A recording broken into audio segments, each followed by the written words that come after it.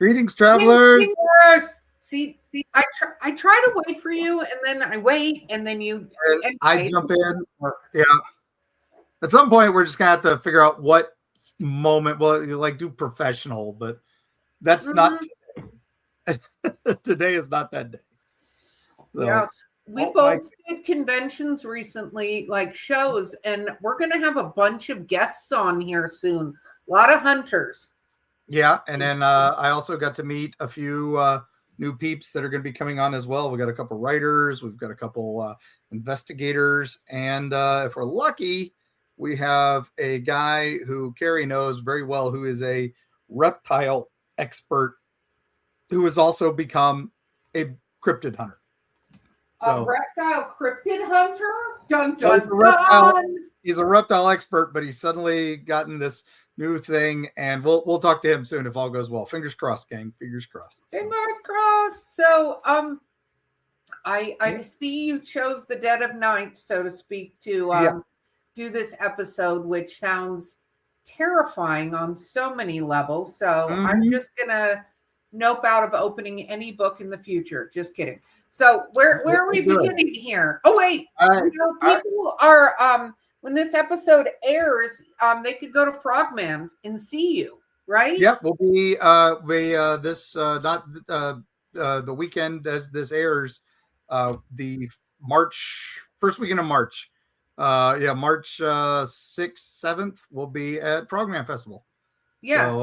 So March 7th is the day of. So, but yes, go to Frogland. And the cool part is Adulting Axolotl, who are some of our besties, are going to be there. And I believe they may be bringing with them the Mothman backpacks of epicness. Oh, that'd be nice. They are apparently, if you look at the map, they're going to be right across from us. So we'll be good. So make sure you throw random stuff at them.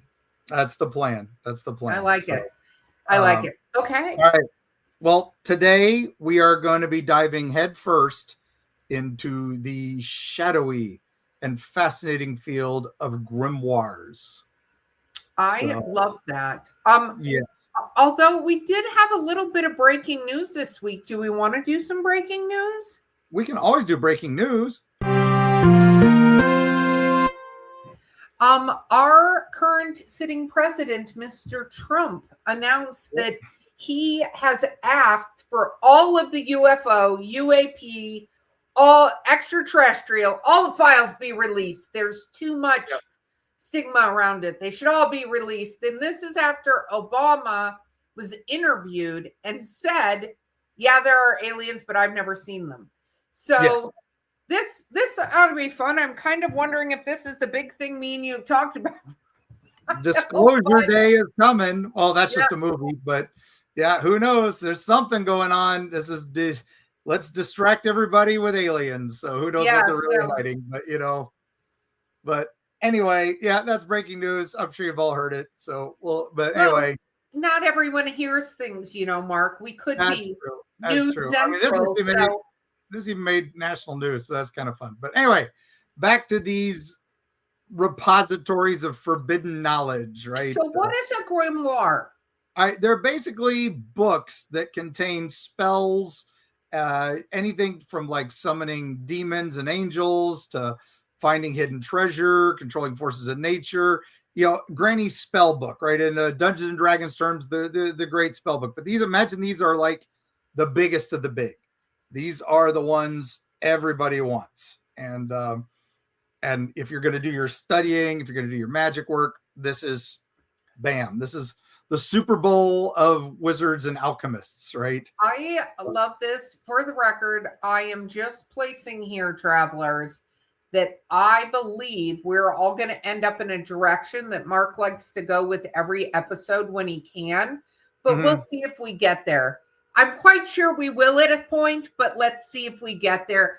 Continue on. Grimoire. All right. So anyway, basically, these books were, basically feared, venerated, hunted, and many of them burned over the years. And, they've got the history of magic, religion, science, and of course, folklore. So anyway, there's the first one here. Just buckle up, gang, because this is crazy. All right, we're going to get in the Wayback Machine, Erica. we're going to 13th century Bohemia.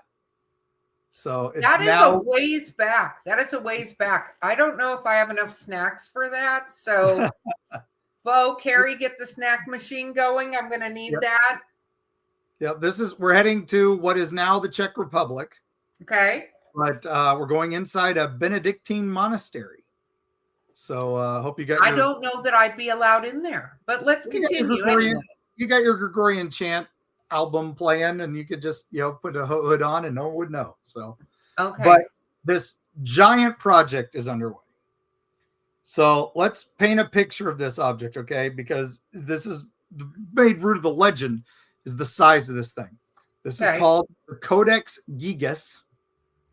And it is massive. All right, so this is the book dimensions here. 92 centimeters tall. That's about 36 inches, about 3 feet tall. 50 centimeters wide, or 20 inches wide. And then 22 centimeters thick. So it's about 8.7 inches thick. So you guys thinking you have trouble reading The Stand or some other Stephen King books or some of that? This is, So Shogun. Shogun. Any James Clavell. So if you're picking this up, it weighs 74.8 kilograms, which is roughly about 165 pounds. So it would take 2 grown adults significant effort to carry this thing. It is, in fact, the largest medieval illuminated manuscript in the entire world.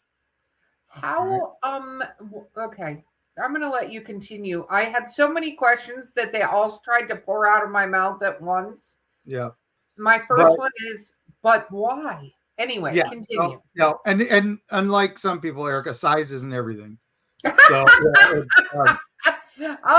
travelers, I want to point out, I wasn't the one that said that. No, it is consistency because it's got 310 leaves of vellum. And the handwriting is uniform from the first page to the last. There was no changes in style, no shakiness from fatigue or age, no sign a different scribe took over. It was like it was written by one person in one sitting. Oh my goodness. And just imagine one sitting that would, the scribe didn't just copy one page of the Bible here. This is a compendium of virtually all knowledge a 13th century monk could want. All right, so it contains the Latin Vulgar Bible, but it is sandwiched between 2 historical works by the 1st century Jewish scholar Flavius Josephus. And it's the Antiquities of the Jews and the Jewish War. Then there's an entomology, which is an encyclopedia of the 17th century scholar of Seville. Which basically is like a Wikipedia of the Middle Ages. It covers everything from grammar to law to medicine to architecture. And then in addition, it's got the Chronica Memoriam, which is a history of Bohemia by a scholar named Cosmas of Prague. Then it has a calendar. That calendar has a necrology listing a bunch of deceased monks from this monastery, and a collection of medical texts, including magical formulae, how to perform exorcisms, and charms with roots in Jewish tradition. Wow. This is a library, a single 165-pound library. That is insane. Where is this book now? Let me get to that. So okay, sorry, I'm jumping the gun. All right, so estimates, they say that the sheer act of writing this, ignoring the illustrations, ignoring the illuminations, just writing the script, they figured it would take about 20 to 30 years of nonstop work. Right? And so there's a legend about this. How could one man in a tiny medieval scriptorium basically accomplish this? That would take decades. And, a scribe's life, remember that's prayers, that's meals, sleep. How did he do it? Well, the the legend is he didn't do it alone. So the legend goes here. The scribe was a monk who had broken his vows in some terrible way, a sin so grave that he was sentenced to be walled in alive. So he was immured or entombed within the walls to die a slow death. And facing this horrific fate, he made a desperate plea. He promised to create in a single night a book that would glorify the monastery for eternity. And a book containing all human knowledge. And as the night wore on, he couldn't do it. So he basically prayed not to God, but to the fallen angel Lucifer.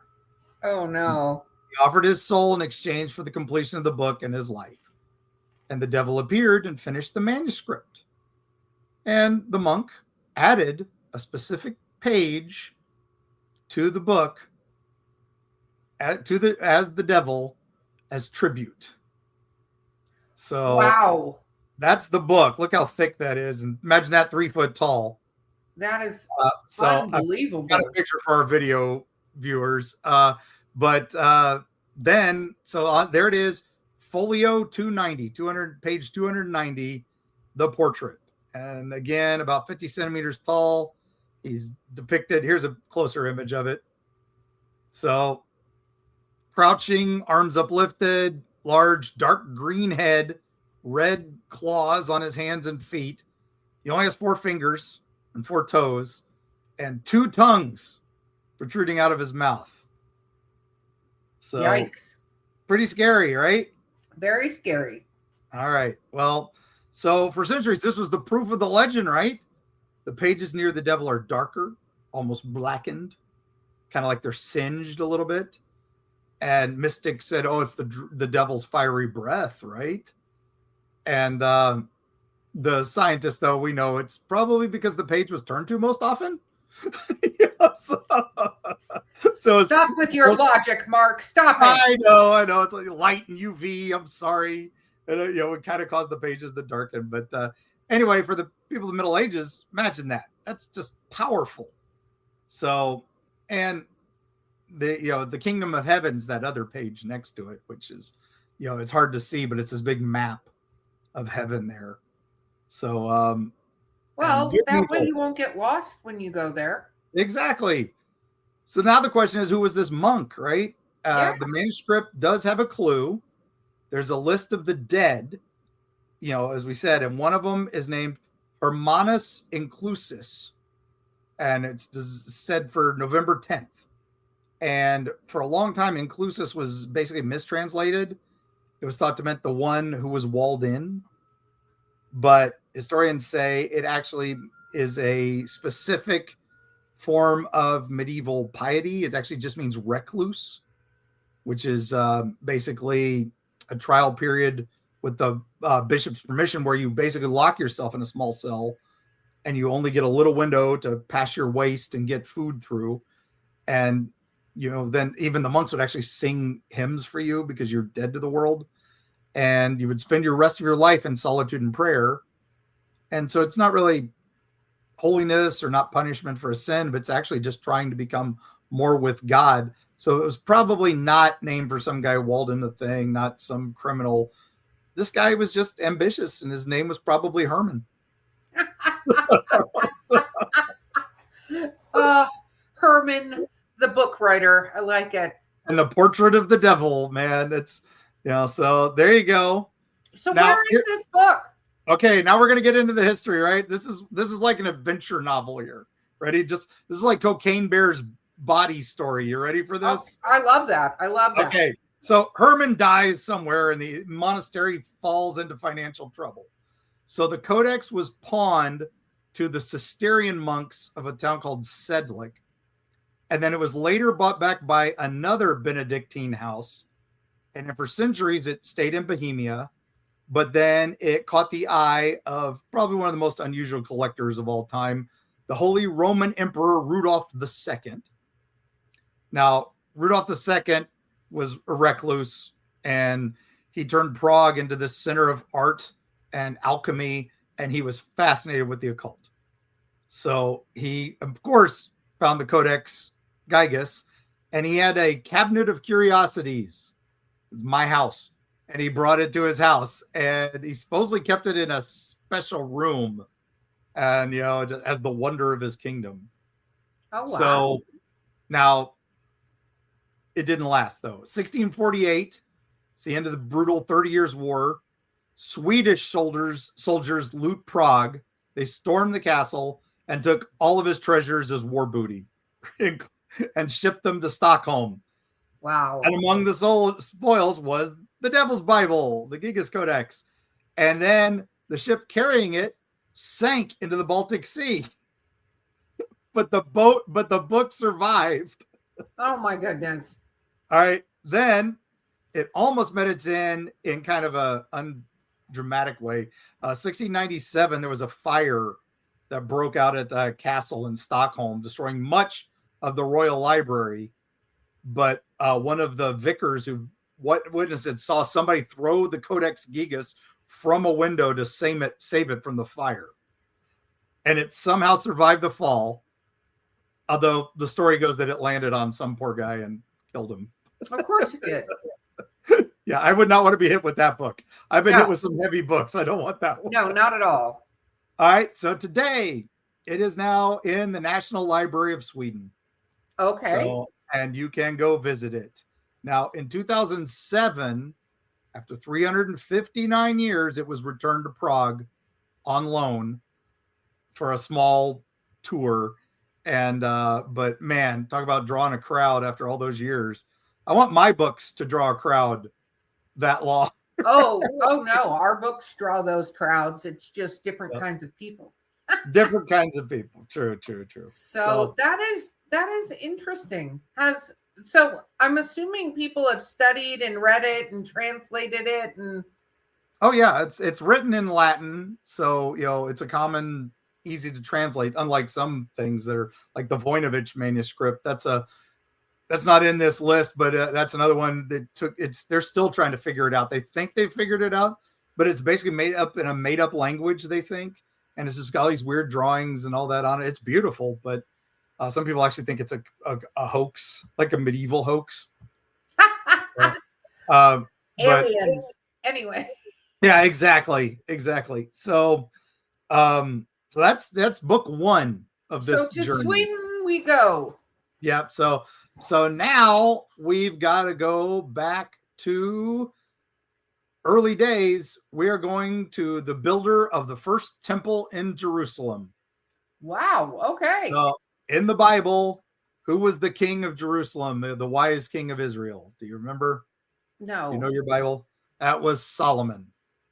So the King Solomon's Mines. King Solomon's Mines and all that. So this guy is I talk about history, legend, scripture. He's in all of them, right? So now this I got from a wonderful guy, is a historian named Owen Davies. I worked with him a long time ago, and he is the leading expert on grimoires. So I reached out to him for kind of a little more treatise on this. And he calls the books attributed to King Solomon the granddaddy of grimoires. So basically for over 1,000 years, if you wanted a magic book taken seriously, someone named Solomon had to write it, basically. So new pen name, Mark. New pen name.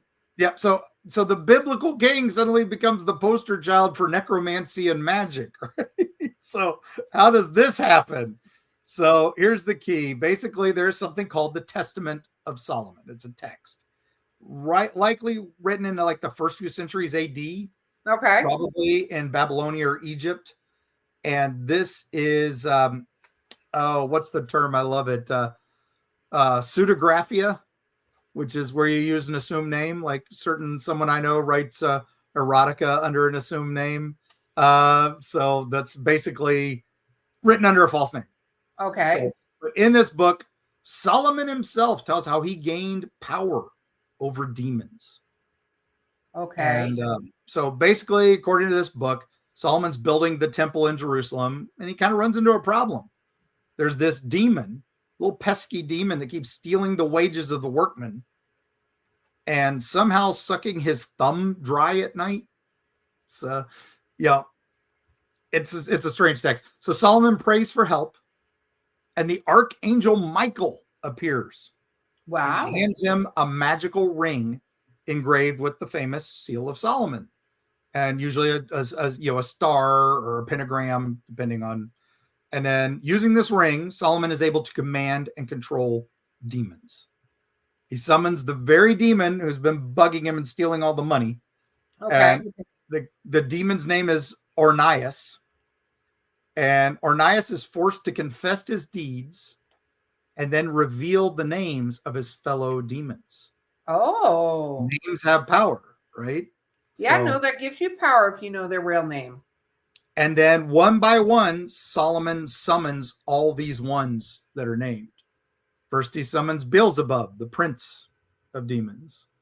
And then he tells Solomon he casts kings down, causes people to worship other gods. Then he summons Asmodeus or Asmodeus, the demon of wrath and lust. And he admits to plotting against newlyweds. So, I am a big fan of that one. Yeah. Solomon forces each demon to help him build the temple. Yes. Wow. Hewing stone, fetching water. Great. Let's put these guys to work. So it's crazy. It's humorous in places. It's chaotic, I'll tell you that. But it just shows him not as he's just this king who happens to fight demons. So he basically is the OG Winchester. Pretty much, yeah. He basically binds and uses these guys, right? So now by the 15th century, so this is centuries later, a new and more influential text appears. Now, this one's written in Greek, and it's known as the Magical Treatise of Solomon. I've tried to do the Greek. It's Hygromantia, but it was a practical handbook, basically a how-to guide for magic, and it gave detailed instructions on how to create talismans, how to create a magical sword, how to make wax figures for sympathetic magic, how to make special clothing and rings, and basically all with the purpose of summoning and controlling spirits and demons. So, and where is this book now? You can find it because it's public domain. So the treatise is basically here's a fairly recent print of it.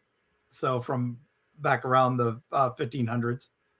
So you can see what it kind of looks like. For those watching, we'll put the notes. We'll put the show notes. I'll put links to them. So basically, this is called the Key of Solomon. The treatise is basically broken up into two books. The Key of Solomon. It's basically the quintessential grimoire, right? Dozens of manuscript copies exist in libraries across Europe, most 15th to 18th century. The first book contains the spells, the conjurations, and the preparations you need to do. And the second book deals with times, tools, and purifications to protect yourself. Okay. Now, it is not a book of satanic worship, like some people say. It is basically, you have to be pure of body and spirit. You have to fast. You have to pray. You have to call upon God and the angels before you attempt anything in this. And the goal is basically to command demons, right? You're not serving them in this. And the magician is protected by a circle on the ground. Use the names of God to compel the spirits to appear and do their bidding. And it goes from everything from like finding buried treasure, gaining invisibility, learning secrets. And it's kind of was dangerous, supposedly, high stakes. And if you make a mistake, it could be fatal the way it's written. I believe that, actually. Yeah. So why Solomon? Why was his name so powerful for this? It's basically the Bible says he was given wisdom and understanding beyond measure. So if anybody can understand secrets of demons and creation, it's got to be him, right?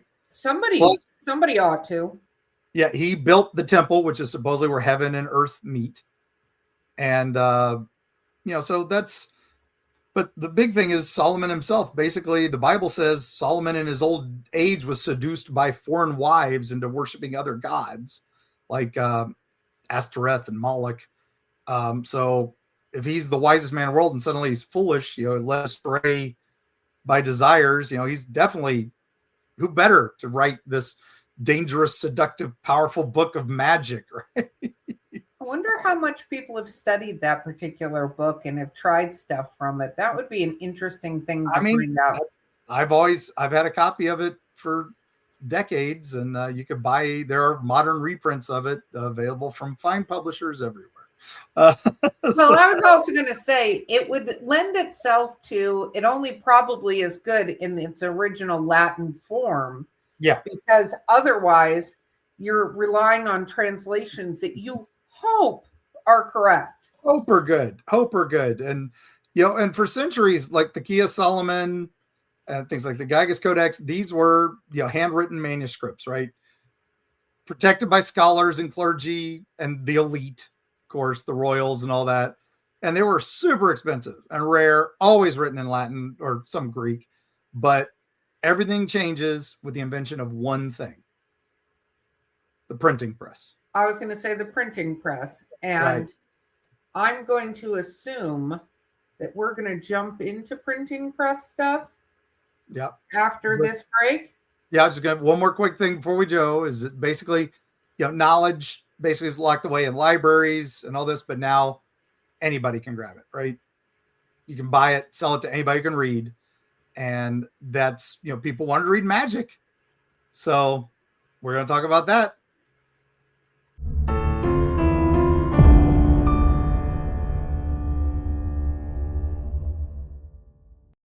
Destiny Beard, the lyrical soprano who will haunt your dreams.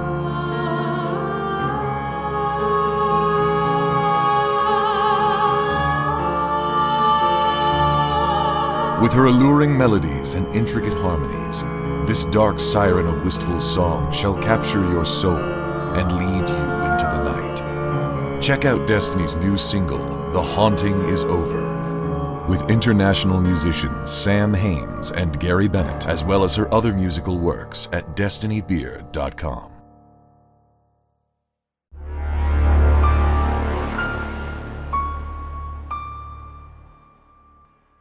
You know what's interesting is I think a lot of people don't realize that, especially when people moved from country to country and had printing presses, is they'd take books that they had from that other country and reprint them. Like people think, of plagiarism or, copyright or book stealing, like that's been going on since the invention of the printing press. The printing press, it never goes away, right? You have to rewrite an entire book. Like that's what they used to have to do, is literally sit down and write the book again to make a copy of it. That's how you made a copy. But then the printing press made it so that you could make copies pretty easily. Yeah. Well, it's like those Devil's Bibles, the ones that were miswritten because some guy screwed up the thing. My favorite is the one that says, thou shalt commit adultery. That one's one of my favorites, and all that. So, but that's not what we're talking about today. So, no, we're not. We're talking about grimoires, Mark. Get it together. Okay. So, now these have become small, affordable. There are no these giant, weighty academic tomes. This is now pamphlets, books, and often printed on basically mass market paper. They're just low quality, and the lower classes got them for the first time. And oh my gosh, and wise women and the cunning folk, basically everybody needs a little supernatural to help in your lives. And probably the most famous of all these is a book called Petit Albert. Little Albert. Petit Albert was basically 18th century French sensation, and it was a mismatch of practical advice and dangerous magic, right? So you had recipes for making invisible ink, tricks to catch extra fish, and removing stains. It had spells for love, luck, and healing, but it's most famous or infamous for one single terrifying charm, and that is the Hand of Glory. So, you know what that is? Does this have anything to do with a glory hole? Not quite. So the Hand of Glory is a severed, pickled hand of a hanged murderer. And according to the Petit Albert, if you take this hand and use it as a candle holder with candles made from the fat of the same dead criminal, the hand, if you burn it, will render anyone in a house motionless and unable to wake up as you rob them blind. So it's the ultimate burglar's tool. So wait a minute. You have to cut off a hand of a thief who's been hung. That's been hung. Okay, even more specifically, been hung. You have to get the body, cut off the hands, of which you can only get 2 most of the time. Yeah. Then you also have to get fat from it to boil that down to create a candle, which that's not an easy thing. I'm assuming it's not birthday candle size. Then you have to bring this into a house, light it on fire, wait for it to burn down. And this is a lot of work. This is a lot of effort. Well, it can't be easy, right? It's magic. So, but I would rather take my chances robbing people than go through that maturation. I don't know. This is pretty practical. And it's also kind of something you can do on a local level, right? This is more magic for the common person. This is not, an alchemist having to do this. Yes. So that we have swinging criminals hanging and you go, are you done with that? Can I, do you mind? I'll take that. Yeah. So how do you have that conversation? How do you start that conversation? I don't know. So, but it's just one of those, it's been in a lot of books. I think it's even been in the Harry Potter books and movies. I don't know. The Hand of Glories are everywhere. So, but anyway, yeah. So now it's immortalized in print and it's been circulating. I mean, you'll hear about Hands of Glory anywhere from Europe to the Caribbean. People talk about this spell and this way and a variant of this. So now, not that I think one should be walking around hanging thieves and stuff like that. I want to know some success stories from this. That's what I want to know. I want to know who has been successful to make this happen. And literally, I want a Google review of this. Yeah. It needs, all right. So does it work? Did it work? Yes. Yeah. 1 star Amazon.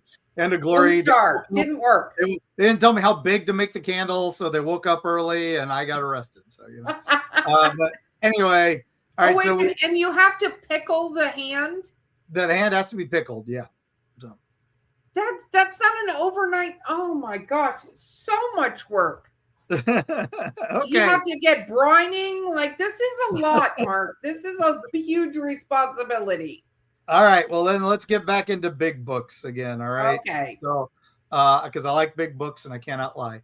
All right. So we had, Petit Albert and, it's just kind of, folk magic type thing.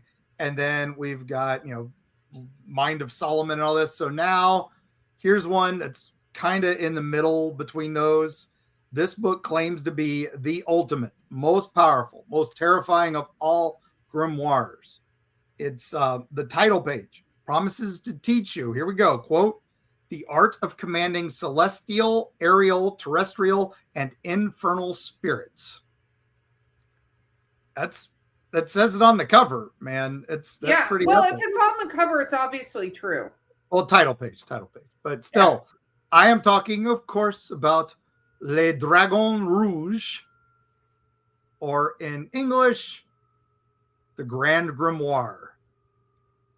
Wow. So this is why does it look like a dragon holding a picture of a chicken? It's his big black cock. I don't know.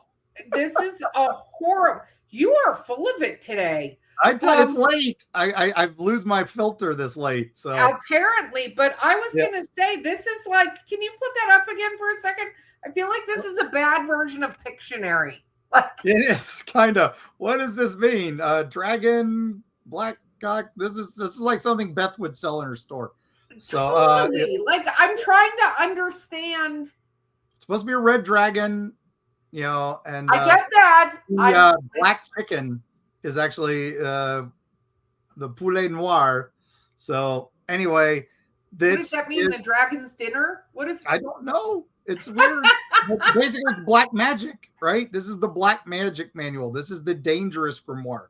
This is the one that gets burned in movies. This is the one where all these texts is just crazy, right? So origin story on this one. This one's a doozy. So according to its preface, it was published in the 16th century by a man named Antonio Ventana del Rabina, who claimed to have transcribed it from the genuine writings of the mighty King Solomon. So, hey, we're back to that. So the story goes, this isn't the most powerful one because there was the previous powerful one that they copied. Well, he's saying that this was taken from notes that weren't in the Key of Solomon. So, okay. The behind the scenes footage. Got it. This is the cut. This is the director's cut, basically. Mm-hmm. So the unexpurgated version. So he basically found these ancient Hebrew manuscripts that supposedly contained the very words God used to strike terror into rebellious angels. And it traces its lineage back to Hieronymus of Thebes, that links it to even older, more highly influential magical text called the Sworn Book of Hieronymus, which I didn't really get into much because that's supposed to be the Greek magical text. So now historians, being the spoil sports they are, they have their own experts there. So we went back to Owen and said, Owen, what's this? And he says the earliest version of the Grand Grimoire basically appeared around 1702 and not the 1500s.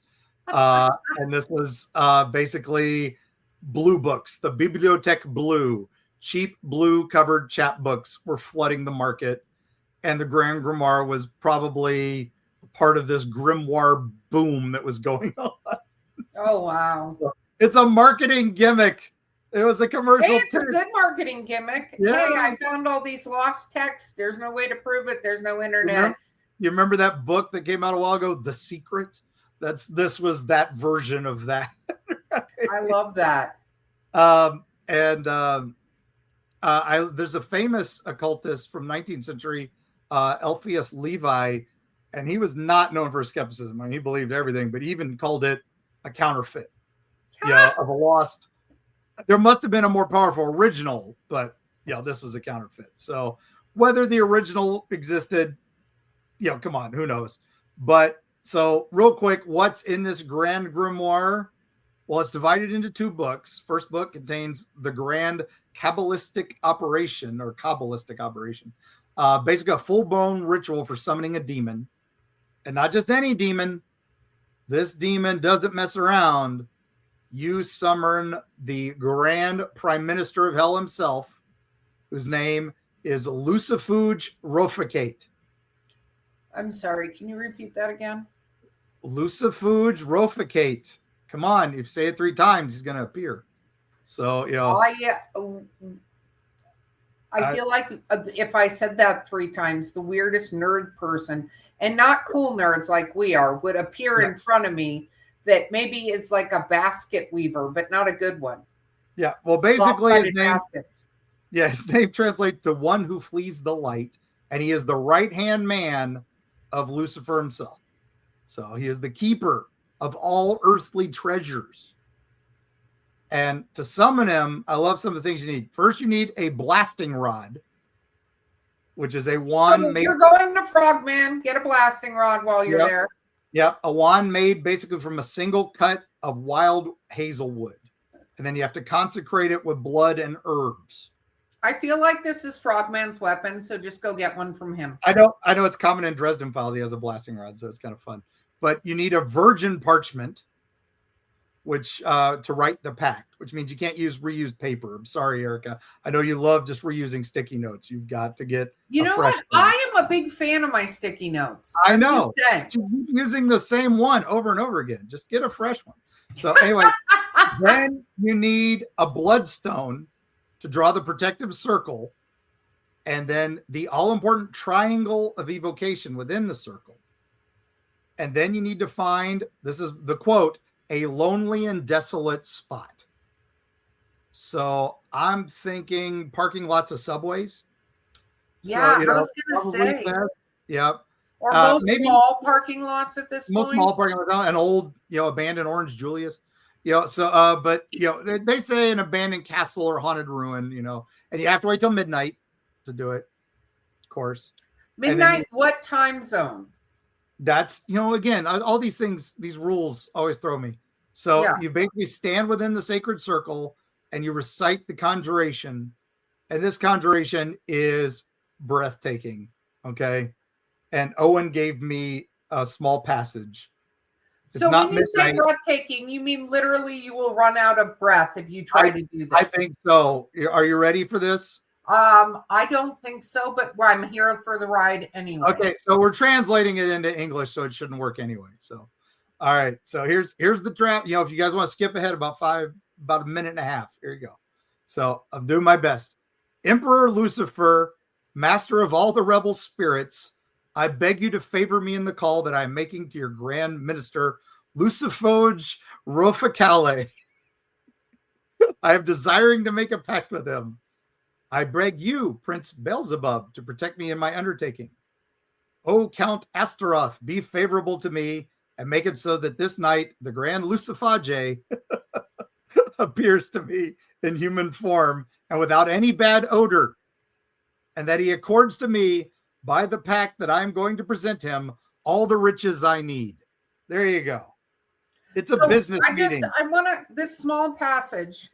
Yes. I have some thoughts. I do too. I have so many thoughts. I'm just going to say a couple of them. All right. Number one, what in the heck? Like, what? Seriously. Yep. You want to, this small passage, you are not only trying to talk directly to Lucifer, you are summoning other demons to protect you. Yep. So that you can have all the riches. You're talking to the CEO to talk to his CFO, and then you're going through his assistant here. This is like, I'm how many of these guys do you want to bring forth? Because you are summoning in just that small thing, like 4 or 5 of them. Yeah. And that's okay. Wow. All right. So anyway, it's a business meeting, right? And if it appears, I have brought you all here and you're fired. Yep. Okay, so anyway. you negotiate at this point, your typical deal, your soul, or your physical remains after death. And basically you get 20, 30, maybe 50 years of wealth and power out of that. So, but there's a second twist. If you find the first book too difficult or too ritualistic, there's the Grimoire has the second part. This is called the Sanctum Regnum, or the Holy Kingdom, and this is the shortcut. All right, it contains instructions on how to make a pact directly with a demon, bypassing the need for the blasting rod, the elaborate circle, but greater risk. Basically, it's just skipping the interview or just signing the contract, right? You're just basically putting yourself entirely in the demon's power, but nothing but that little document you signed to protect you. But there is a third section called Secrets, and it's filled with simpler spells you can do after you've gotten your demonic patron. So these are spells to win the lottery, how to become invisible, how to make yourself loved, or how to speak with the dead. So there you go. So that's all I have to say. In case you're wondering, travelers, it was absolutely nothing. Because nothing. Okay, you kind of ridiculous and stupid. Sorry if this is too complex for you and you want a shortcut. What you just do is just give your soul over to a demon, a little paper trail, and you can become invisible. Like, yeah. Who sat down and went, you know what? Yep. I have a plan. So, yeah. So anyway, this book, though, its influence has been immense. It's traveled all over the world. In Haiti, it is known as the veritable Dragon Rouge and holds a place amongst the practitioners of voodoo. And they just kind of mix it in with African traditions. There's the Book of Saint Cyprian down in Brazil. It kind of uses bits of this. And of course, this thing has appeared in 100 TV shows and movies. Most famously, 1989 film Warlock, where the Warlock, the late great Julian Sands. I was going to say, Julian Sands, you're making me sad. We've had way too many celebrity deaths in the last 2 weeks. Yeah, but he died a while ago. But and Richard Grant, of course, as the hunter. But and then of course, TV show Sleepy Hollow. it showed up in an episode. So, but sadly, this one kind of has a bad story in 2020. A young man named Daniel Hussein, he murdered his two sisters, Biba and Nicole Smallman, in a London park. And in his pocket, he carried a handwritten pact with the demon Lucifoge Roficate. And he was promising their sacrifice in exchange to win the lottery. Yeah. So. Yeah. Yeah. We are going to have to use better judgment when reading text like this. Yep. Come on, guys. 18th century, but really Faustian bargain in a cheap blue book. Yeah. Come on. It's not going to be there. So, all right. So now we've got the Grimorium Verum, the book of Cyprian. And before we get too deep into those, we do have to mention The Elephant in the Room, another bad book. And there's probably the most infamous book on magic and witchcraft ever written, the Malleus Maleficarum, the Hammer of Witches. And this is not a grimoire. This is a witch hunting manual. It was basically written to show how people perceive magic and people who practiced it. And in 1487, it was the work of a German Dominican friar named Heinrich Kramer. Again, he kind of Latinized his name into Hieronicus Incitoris. And this is where he kind of get personal. He decided to prosecute witches in Austria because he was thrown out of a city. He decided the local bishop dismissed him as senile and crazy. So he was furious. So he wrote the Malleus Maleficarum as basically an act of self-justification. And Interesting choice. Yeah, he prefaced it with a papal bill from Pope Innocent VIII, and he acknowledged the existence of witches from that pope. And so it was, he had approval of a college, the University of Cologne, and one of his colleagues there, Jacob Springer. And we realize now that that's probably a forgery. So, really? Yeah, because he actually condemned the book. Springer's like, this is unethical. But again, book 3 parts. Part 1 has to show you that witchcraft is real, but it's heresy. So, and that women are the most susceptible to witchcraft because they are weaker in intellect. So, yeah. Part 2 is the bestiary of horrors, which is all the naughty bits about pacts with witches making pacts with devils, having sex with demons. This is where we get the term incubi and succubi, though. And then flying through the night, causing storms. It's medieval fan fiction, but it sounds like it. And then, but one of the more creatively theories was that demons and spirits couldn't father children, but they could, as a succubus, collect semen from men, and then as an incubus, use it to impregnate a witch. So demonic artificial insemination here. That seems like, again, a lot of effort for back then. Yeah. I think back to that What We Do in the Shadows episode. They just want to steal our semen. All right. So step 3, though, is the legal guide for judges how to try and torture and execute a witch. So it's pretty I'm glad they tacked that on to the end. Yeah, that's, search the bodies for the devil's mark, any mole or blemish. That's it. You're aligned to Satan. And then that's what goes on to sweep across Europe for the next 2 centuries. Just terror, terror, terror. 28 editions printed between 1486 and 1600. So Catholics, Protestants, they didn't care. They all read it. So wow, that's delightful. The Inquisition itself, which this guy said he represented in this book, they 90% rejected it. They were like, nope, this is garbage. They denied any authority to Malleus. So this was just used in secular courts. So It's not a where's the grimoire. picture of this one? Do you have a picture? I of don't this? have one because it's still in print and all that. So, but yeah. So Church and State, they even kind of banned this one after a while. So, all right. All right. So then there's Grimorium Verum, which is real quick. We'll wrap up a few more. This is the true Grimoire. Sounds pretty confident, don't it? It's got a devil with a tail on it. Yeah, exactly. This is the real unfiltered goods, they say.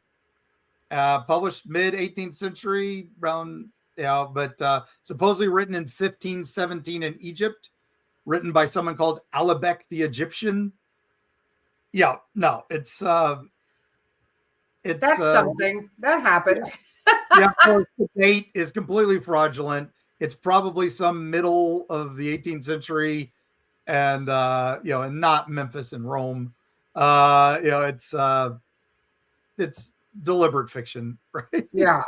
It's probably the same place where they gave us the Dragon Rouge and stuff. So, but it's pretty cool text. It has a handbook for the aspiring conjurer, basically less burdened by the endless prayers and purifications of the Key of Solomon. Again, the most famous is Right to Business, how to summon Lucifer, Beelzebub, and Astaroth. And then it provides their character or sigils and the names of many, many inferior demons who serve under them. So it's literally the corporate ladder of hell in this book. So you can know who works for who. What I think is interesting about all of these books, besides the one that, is summoning Fred the demon, is that even that one is like, here are these really high important things. Yeah. It's not, I figured out how to summon a demon of some kind of, no, you know what I mean? Yeah. It's, I have figured out how to bring the most powerful demons into being. And you're like, what? And then you ask them who cleans the toilets, who checks the mail. You're basically getting the corporate diagram there of everything. So it's crazy. Yeah. The second part is basically the correct times to perform operations, planetary hours, right? And then the third part is basically the tools, the whole 9 yards, how to do purifications. There is a couple versions that have a fourth part, which is the royalty of spirits, kind of like a lesser little Key of Solomon. And it's got characters how to invoke powers and stuff. So it's, again, it was more influential and stuff like that. The Book of St. Cyprian I mentioned earlier. Again, this is kind of a paradox. He's a saint, but he's a sorcerer. And supposedly 3rd century, he was a powerful pagan magician. And he had such skill, he could conjure demons, and he used his magic to seduce a beautiful Christian virgin. So, like you do. But his demons were powerless against the virgin's faith. Her name was Justina, and one by one they returned to him, saying they couldn't get near her. So, so he renounced his magic, converted to Christianity, and was eventually martyred along next to Justina. Great. So he became a saint. And he became the patron saint of magicians. So, because he was kind of the ultimate insider, he'd seen both sides of the coin. So, of course, he could write a book about this. But, it's a lot of basically, there's not one book of St. Cyprian. There are a bunch of texts that are supposed to be it. And, these are just folk magic. And they're actually written in vernacular, which is kind of neat.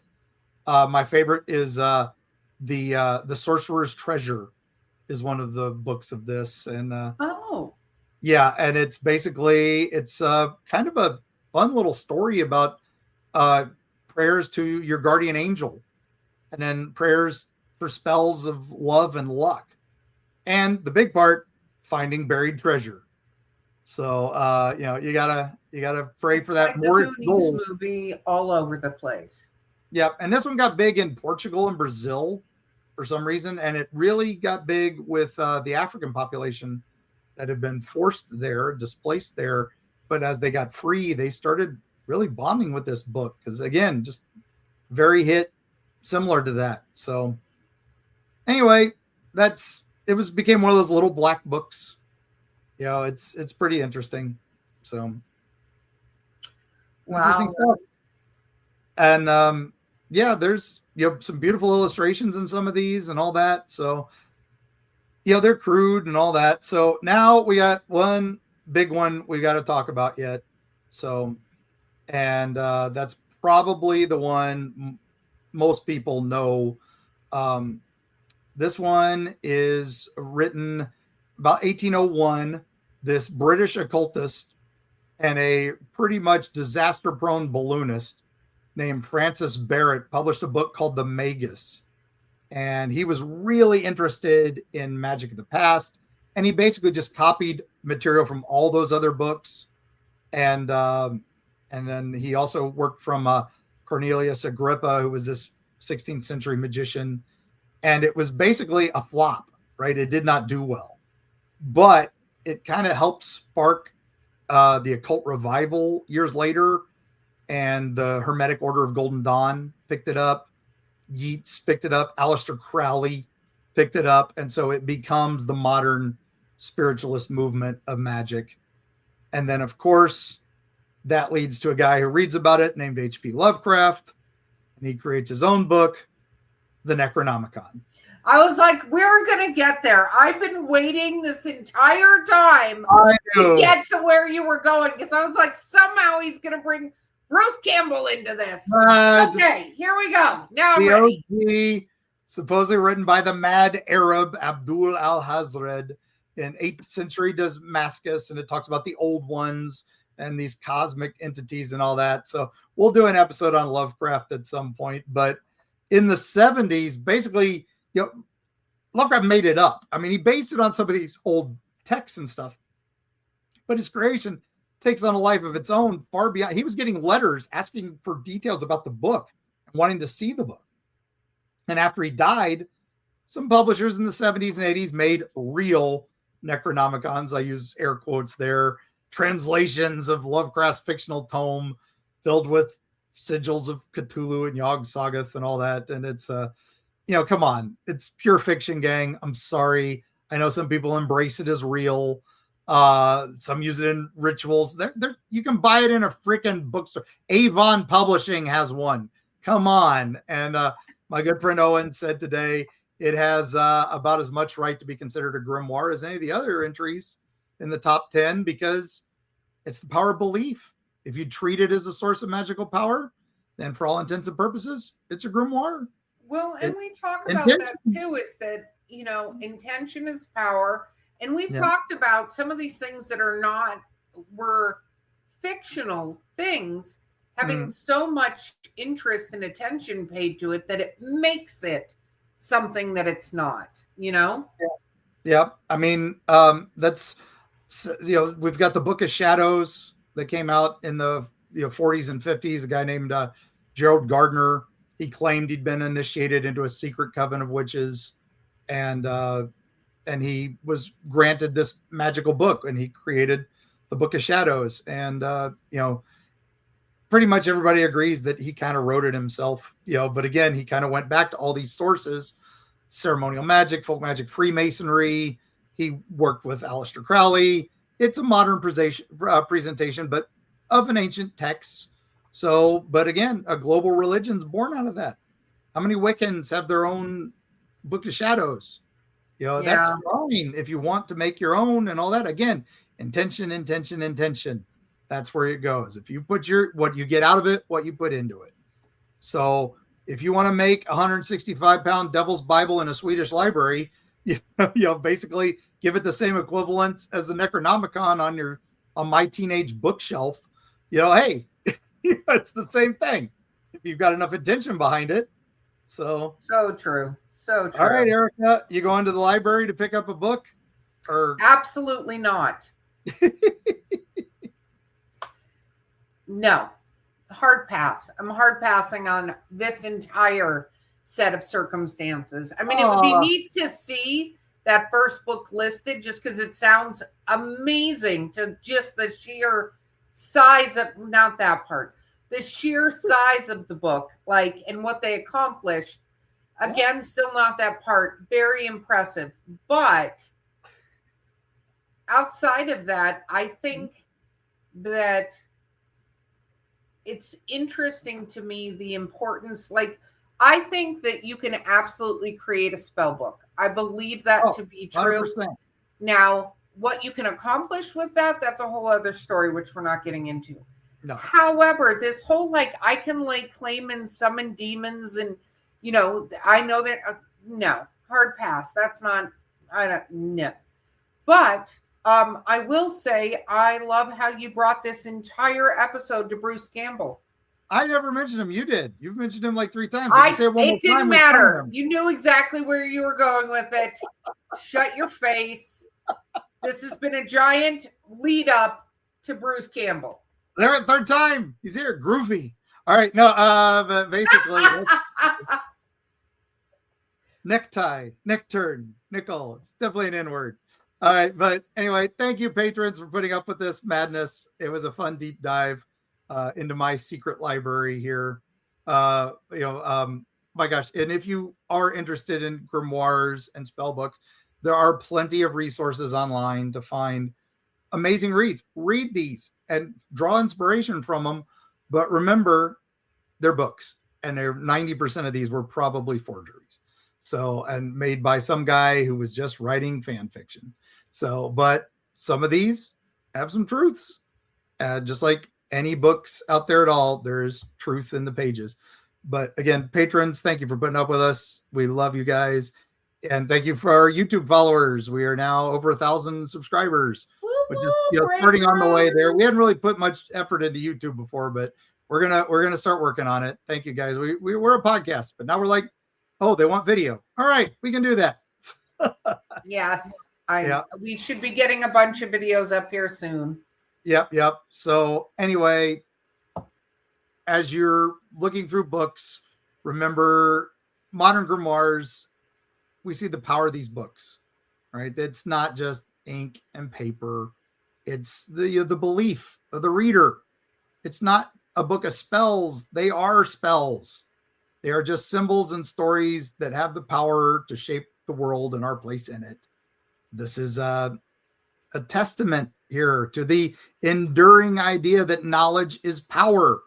And some knowledge is so powerful, it had to be kept hidden.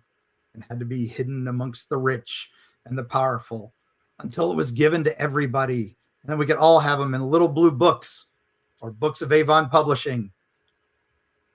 And then we can all go out, find the hand of a hanged murderer or thief, pickle that hand, and then light the candle so that way you can sleep in peace and nobody will bother you. And we'll see you on the other side.